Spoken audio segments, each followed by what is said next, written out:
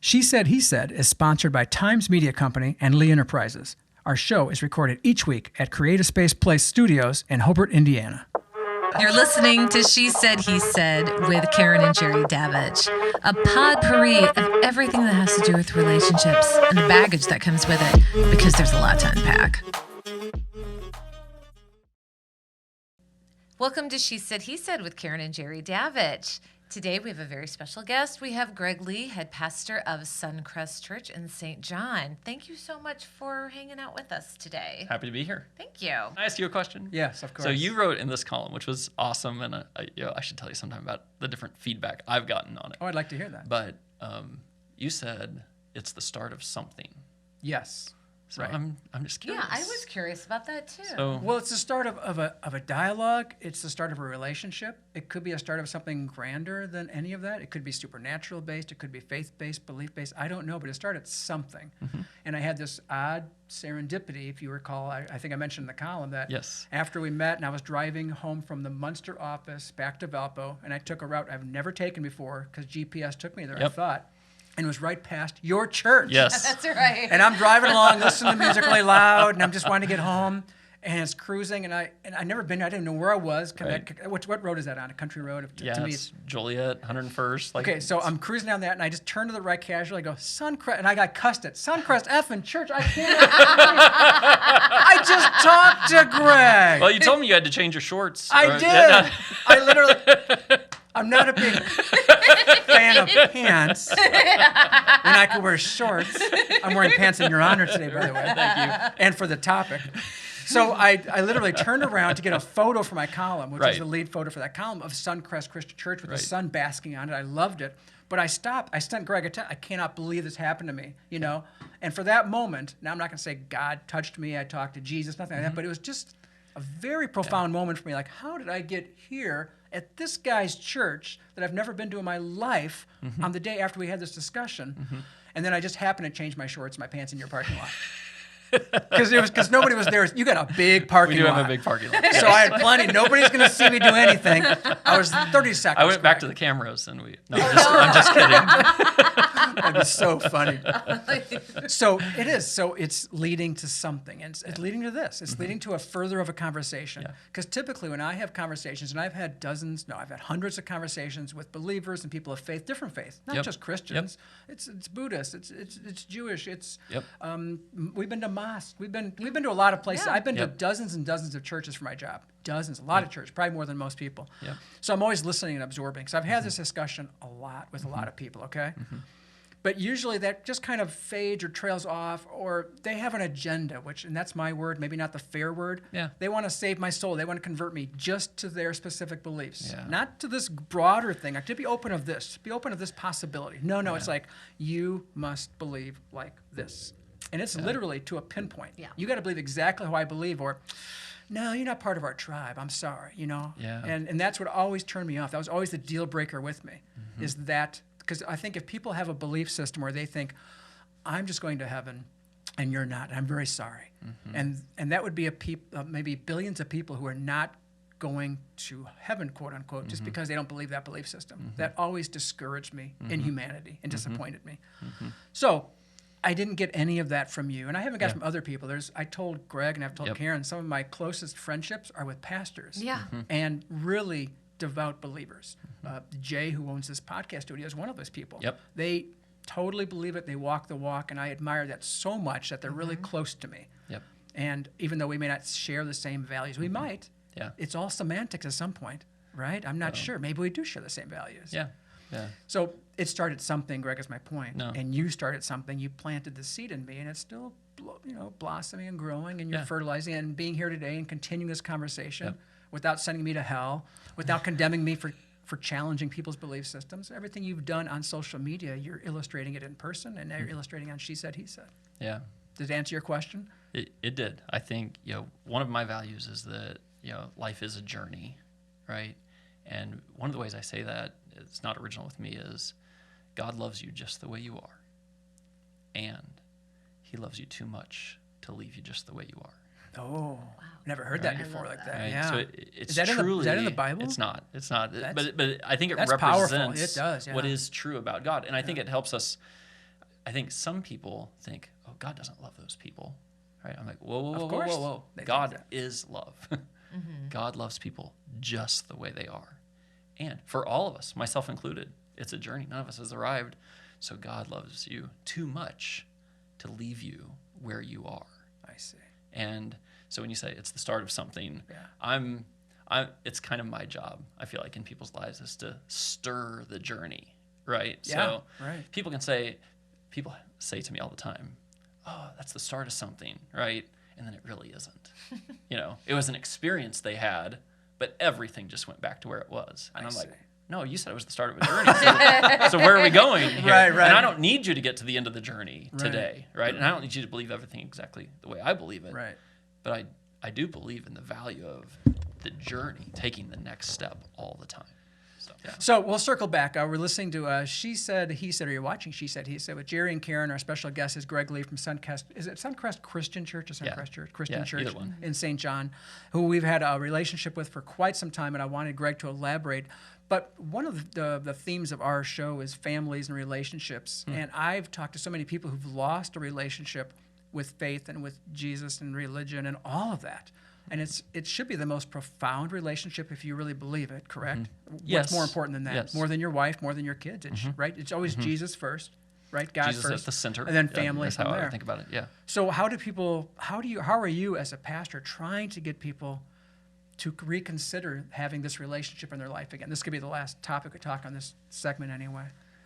Yeah. Because it seems like quite a challenge for you. Right. How do you view it as a challenge? Do you view it as challenge accepted? I'm on it, God, or Yeah. how do you view it? Well, to some degree, but for me, it's a little bit, so providence, the sense that God is in control ultimately. And I sleep just fine at night, whether people respond to my message or not, because I believe God's in control.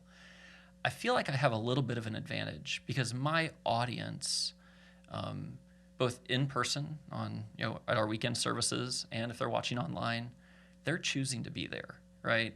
So I have a buddy who's a pastor, and he's all into reaching atheists and stuff, and he's like, you know what I'm doing? I'm figuring out how to get vegans to buy steak, right? That's so true. Right? Yeah, right. And I feel like, well, I'm open to that, but whoever's walking, I'm actually not going outside and twisting your arm and shoving it behind your back and Right. saying it's time for you to listen. Right. People who are walking in our doors, and I just want to create this community that's it's a safe place to walk in. There's plenty of people here who are followers of Jesus, plenty of people who aren't followers of Jesus, here for all their own reasons, right? 100 different reasons to That come surprised me when you told me that. Yeah. I never considered that once, that there are people who don't follow Jesus and they're inside your church and other churches. in. Yeah. Like, why are they Is there? it for the fellowship? Community?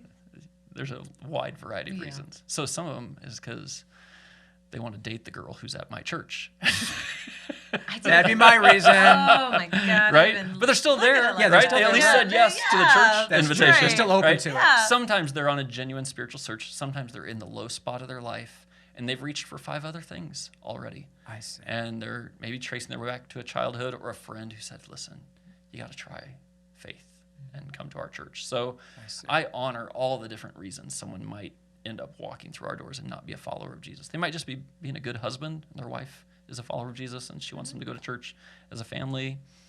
They might have walked in. This does happen. People walk in because they want to argue with me, right? They want to catch me in the commons area of our church after the service. I'm like, Because you're That's the tip of good. the spear, you're the contact point person. Yeah. Right now? I always try to think, well, somebody probably hurt them somewhere, right? Yeah, that's for And sure. who knows why they want to argue with me. Right.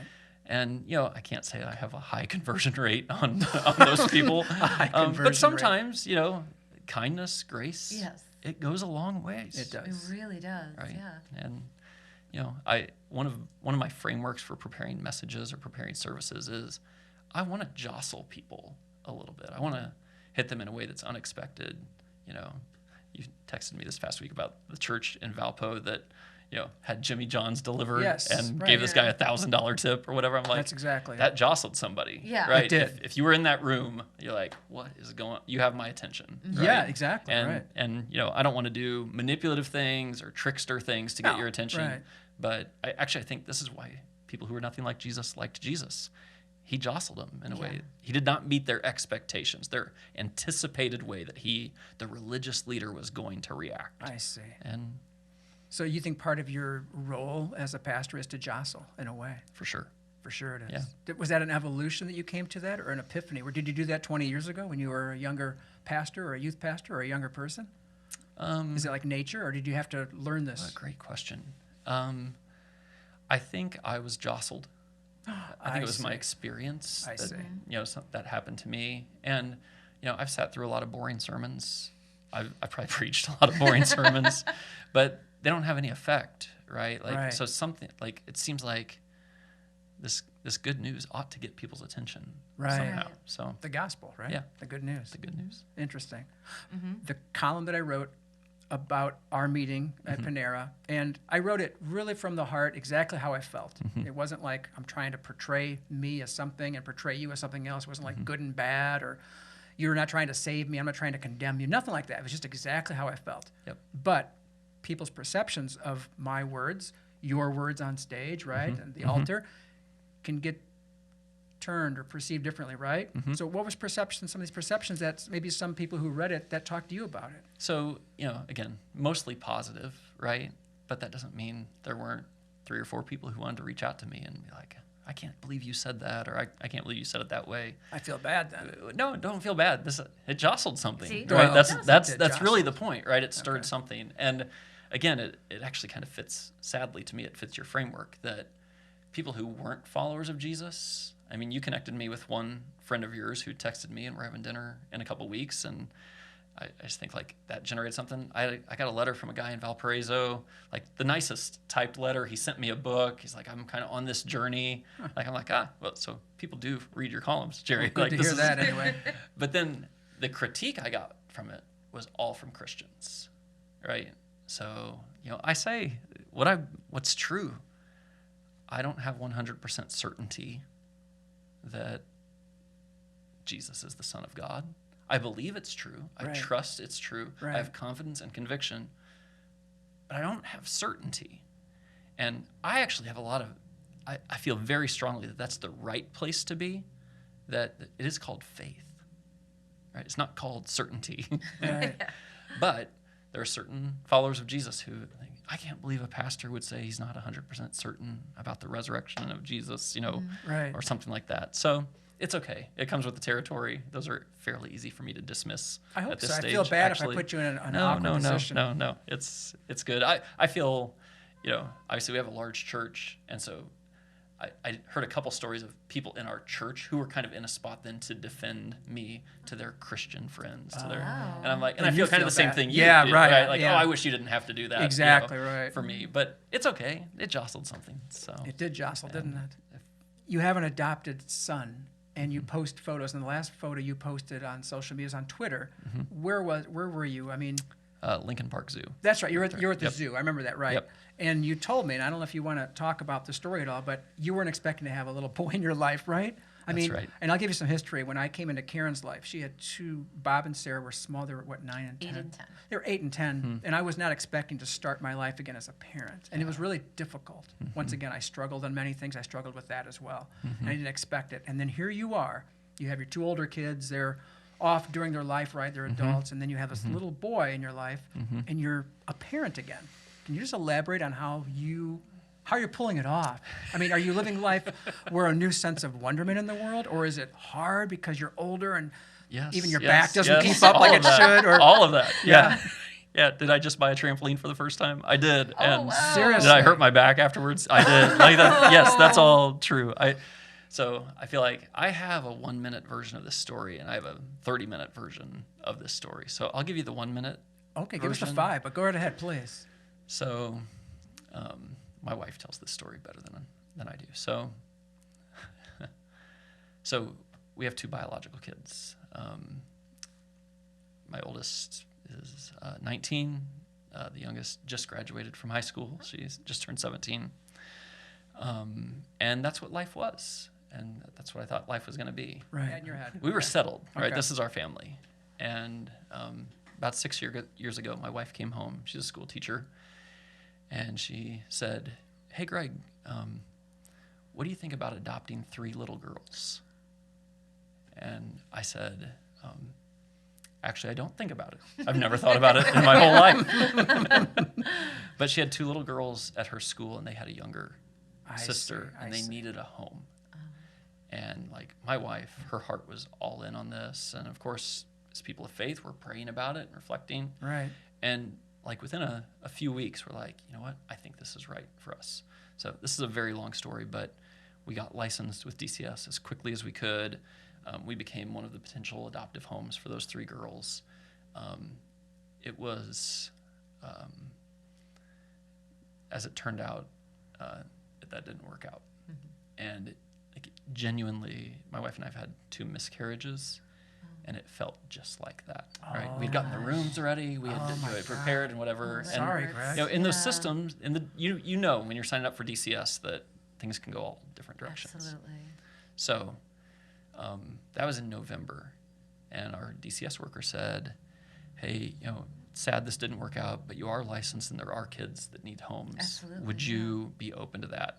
And we told the DCS worker, like, give us the holidays, like give us Thanksgiving, give us Christmas, and That's a then good we can idea. talk about Yeah. it. And our DCS worker, who is a saint, I love her, she called us on December 26th, which Right I kind after of the respect, holidays. right? I'm like, I told you to give us Christmas, you gave me Christmas, and That's here we right. are. And she said, I have a teenage boy who needs a home. He's got 1 semester left of high school. He's going to go into the Marines. Would you just be, his place for 6 months?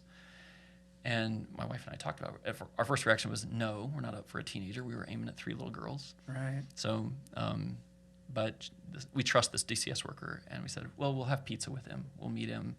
Our biological kids did that, and we did. So he moved into our house like 5 days after we had pizza. Wow.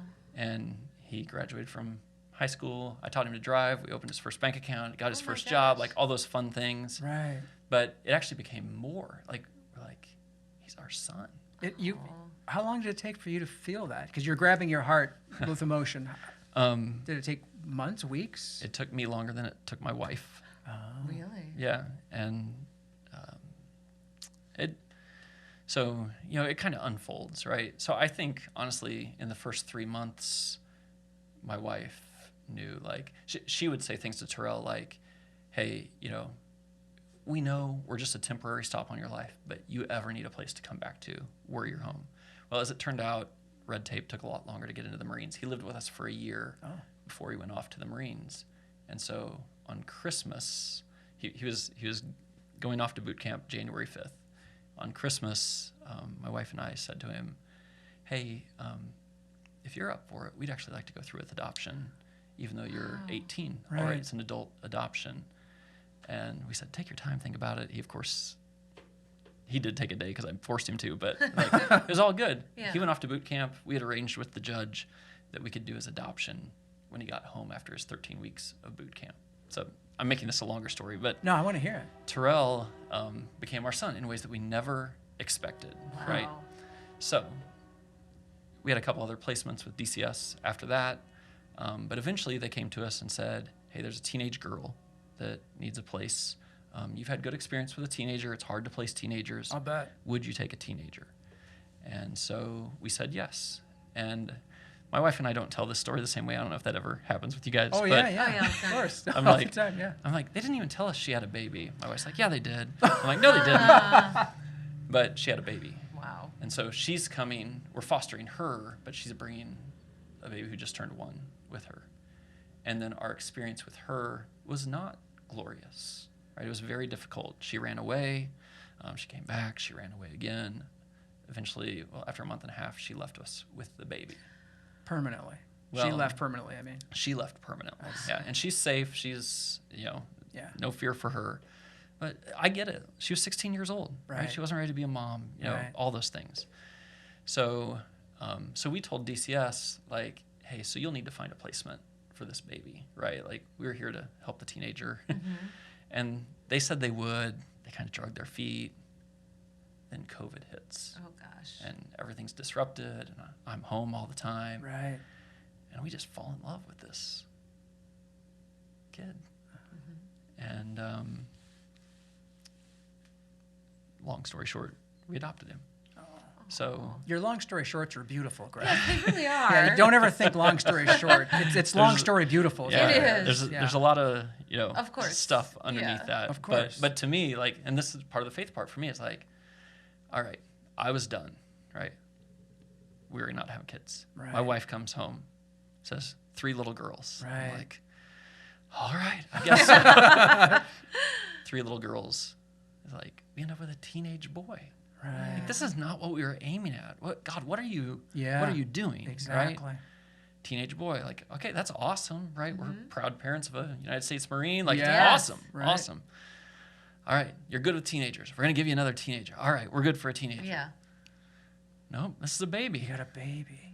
and here we are. So yeah, so my kids are 23, 19, 17, and 4. 4. So your son is 4. He's 4. That's the photo I Yes. saw on social media, Yes. so to speak. And we are tired all the time. 4 is an Hey, you need active me to do a age. podcast? I'd be happy to come do a podcast. My wife's at home working with him. So Yes, 4 is an active yes, age. yeah. But So- he's also a blast. right? Absolutely. Last question, I promise, Greg.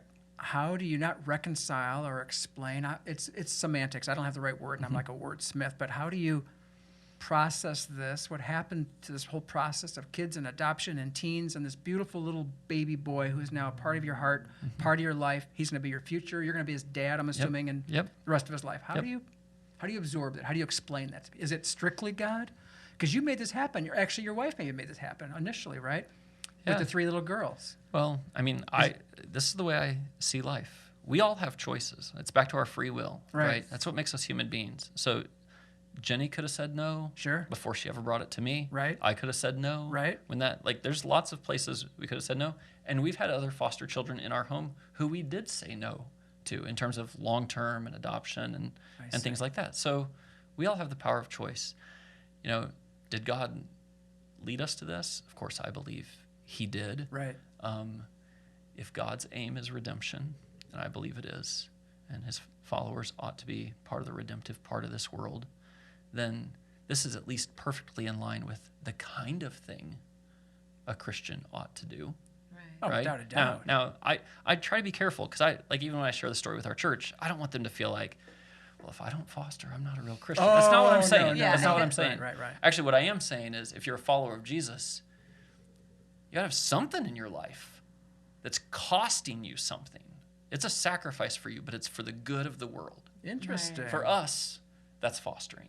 For you, it might be something else. I see. Is that part of But- the redemptive process? Yeah. Does that word come back again, reflect back again, circle back? Entirely. Entirely Right? it So, does. I mean, this is, again, I obviously I'm a Christian pastor. I come back to the story of Jesus all the time. but Please. Yeah. it is, Jesus said, I did not come to be served, but to serve and give my life as a ransom for many.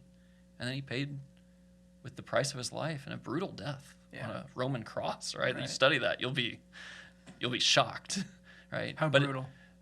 Yes, Yeah. very, very brutal. But the whole motif, the orientation is we want to bring about the redemption of the world. If you think you can do that without it costing you something, I don't know what you're smoking, I see. I right? see. Yeah. Because love gives. And it takes sacrifice. And followers of Jesus ought to do that. And you get to experience beautiful things from it. Like it's not a poor me story. Oh, we had to sacrifice. It's like I was scared to sacrifice, but we said yes to it. And look what God has done through it. And my 4-year-old is evidence of that. You mentioned that you have a different version of the story and your wife has a different version. God may have a different version. Yeah. Someday I would love to hear your son's version. He's 4. Let's see when he's 14, Yeah. 24, 34, your age in his 40s. Yeah. That'd be a beautiful story. He'll say, long story short. And he'll say this beautiful story, Greg, and we can't wait to hear it someday. Okay. Yeah. Yes. Yeah. Thanks for sharing your story Thank with you us. so You're very welcome. Thanks for much. talking about faith and about Jesus and about your beliefs and being so human about it and not Yes. judgmental about it. And that's a No. hard juxtaposition sometimes. The human and judgment come together so easily. So we appreciate that. We really do. This is a great show. Absolutely. Thank you so very much. It's an honor to be here. Thanks very Appreciate much, you Greg. both. Oh, All right. thank you. You're listening to She Said, He Said with Jerry and Karen, our special guest, Greg Lee from Suncrest Christian Church in St. John. You could watch us on NWI.com. You could listen to our podcast On on Spotify, iHeart, Google, Odyssey, Apple. Google, You mentioned it. Yeah, we hope you we're subscribe. everywhere. We hope you follow us. And we hope you follow maybe other entities in the world. And show mercy. Show mercy. If anything, just show mercy. Thanks very much. Have a good week. Take care. Thank you.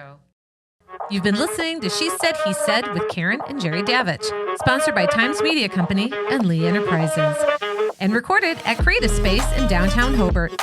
Find us at NWI.com and where you find all your podcasts. If you enjoy our show, we hope you return with your own viewpoints about couples, relationships, and the subtle or not so subtle differences between spouses, mates, partners, and potential partners. We welcome your opinions, your experiences, and especially your love lessons.